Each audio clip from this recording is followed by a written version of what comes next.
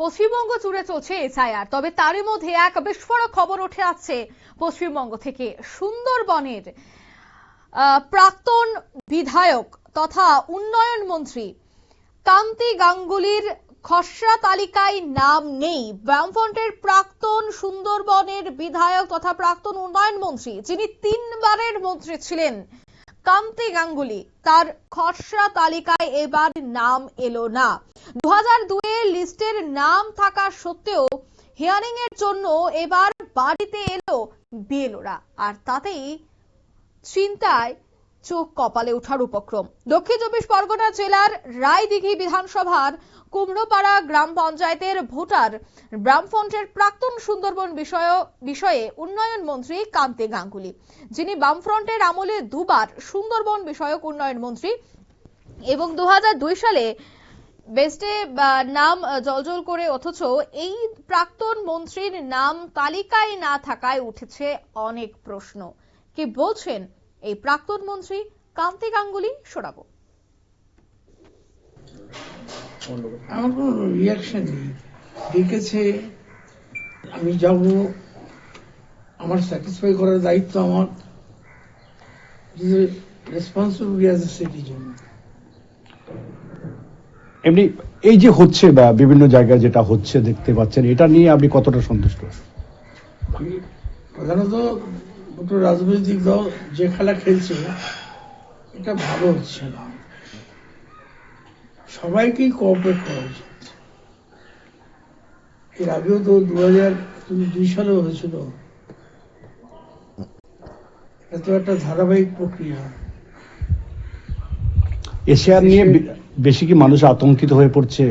এটা যদি বলেন রাজনৈতিক দল, যে প্রধান রাজনৈতিক দল, এরা আতঙ্ক ছড়াচ্ছে, ঠিক করছে না কাজ। Thank you. যা হচ্ছে তা হতে দিন। অন্যদিকে তৃণমূল কংগ্রেসের দিকে তিনি অভিযোগ তুলে বললেন যে আতঙ্ক ছড়াচ্ছে বর্তমান শাসক দল, তা ছড়ানো উচিত নয়। অর্থাৎ তিনি এসআইআর কে এক প্রকার সমর্থনই করলেন। তবে বেলোর কি বক্তব্য, শোনাবো। হ্যাঁ, স্যারের নামটা তো আমরা যথারীতি অন্যান্য যেমন ভোটারগুলো আছে সবারকে আপলোড করছিলাম, কিন্তু স্যারের নামটা আমি করতে পারছিলাম। যখন করছি তখনই দেখাচ্ছে নো ডাটা ফাউন্ড।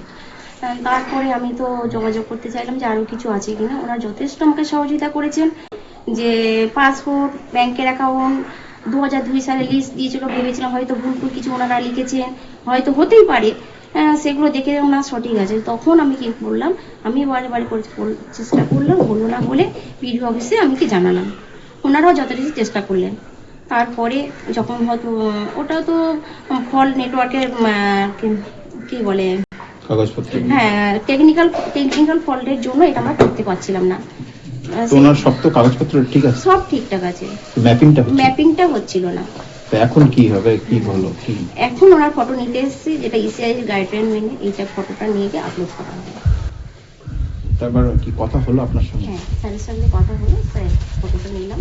উনি কত নম্বর বুথের এবং কোন পঞ্চায়েতের? 134 221 নম্বর, 134 মানে 221 নম্বর বুথে ওনার ভোট।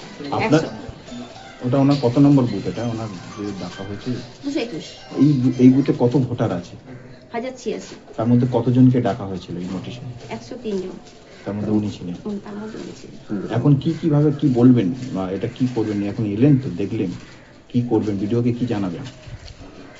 এনারা যথেষ্ট আমার সঙ্গে আগে কোনোদিন খারাপ ব্যবহার করেনি, কোনো যথেষ্ট সহযোগিতা করেছেন না। উনিও চায় যে এটা টেকনিক্যাল একটা ফল, তা উনিও সহযোগিতা করলেন। কাইন্ডলি আপনার নাম? আমার কবিতা দাসগুপ্ত। কত নম্বর?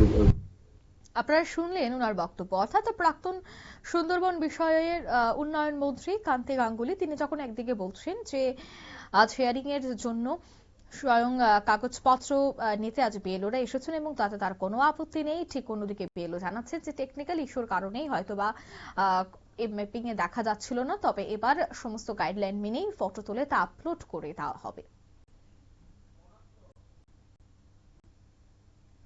নিয়ে নিচ্ছি ছোট একটি বিজ্ঞাপন বিরতি, সঙ্গে থাকুন।